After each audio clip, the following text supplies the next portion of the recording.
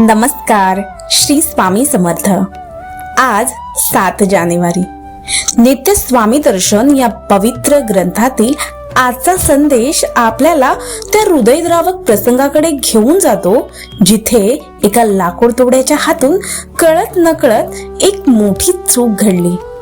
साक्षात स्वामींच्या मांडीवर कुऱ्हाडीचा घाव बसला आणि रक्ताच्या चिळकांड्या उडू लागल्या. पुढे काय झाले?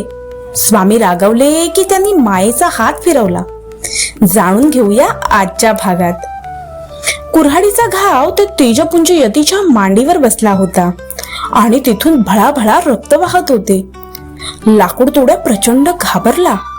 त्याच्या अंगाचा थरकाप उडाला. आपल्या हातून एक अघोरी कृत्य घडले आहे. आता यती आपल्याला शाप देऊन भस्म करतील या विचाराने तो जमिनीवर लोळू लागला आणि रडू लागला.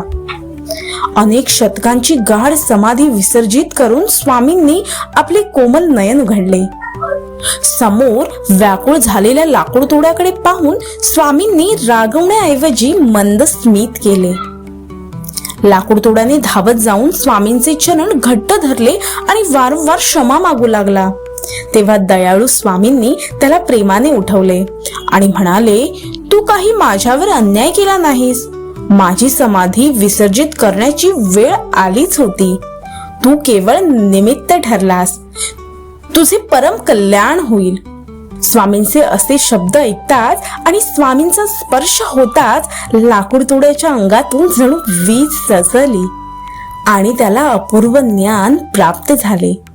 प्रत्यक्ष भगवंताच्या 3ऱ्या अवताराचे दर्शन घेणारा तो पहिला सामान्य माणूस ठरला. स्वामींचा हा संदेश आपल्याला सांगतो की आपल्या हातून काही चुका झाल्या तरी जर आपण मनापासून शरणागती पत्करली तर स्वामी माऊली आपल्याला नक्कीच माफ करते. त्यांची कृपादृष्टी एकदा पडली की भंगावस्थेतील आयुष्याचेही सोने होते.